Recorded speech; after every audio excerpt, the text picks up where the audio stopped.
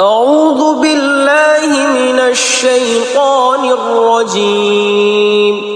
بسم الله الرحمن الرحيم. يا أيها المزمل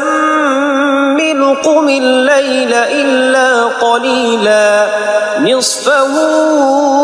أو انقص منه قليلا أو زد عليه ورتل القرآن ترتيلا إنا سنلقي عليك قولا ثقيلا إن ناشئة الليل هي أشد وطئا وأقوم قيلا إن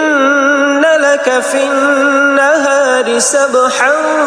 طويلا واذكر اسم ربك وتبتل إليه تبتيلا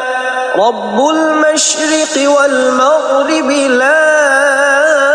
إله إلا هو فاتخذه وكيلا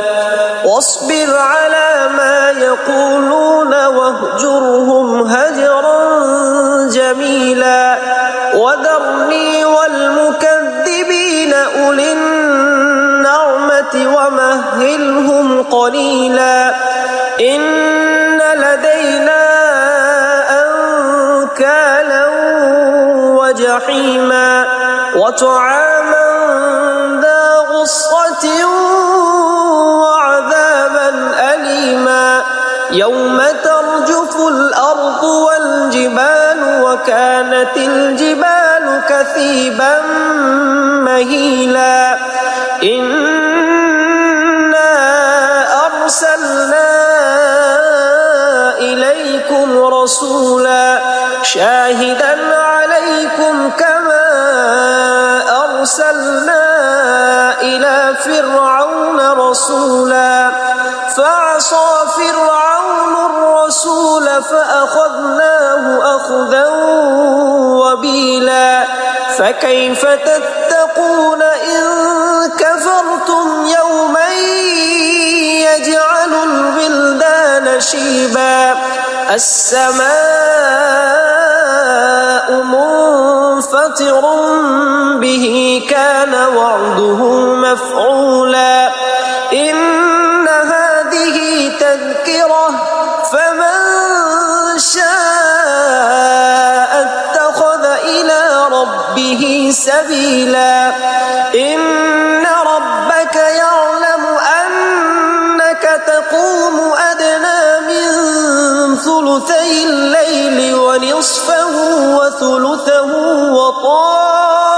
وطائفة من الذين معك والله يقدر الليل والنهار علم أن لن تحصوه فتاب عليكم فاقرؤوا ما تيسر من القرآن علم أن سيكون منكم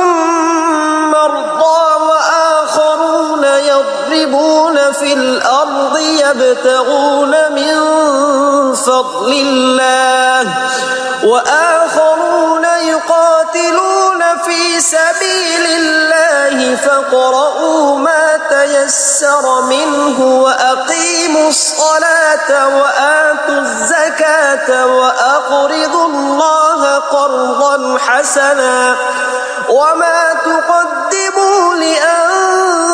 لأنفسكم من خير تجدوه عند الله هو خيرا وأعظم أجرا واستغفروا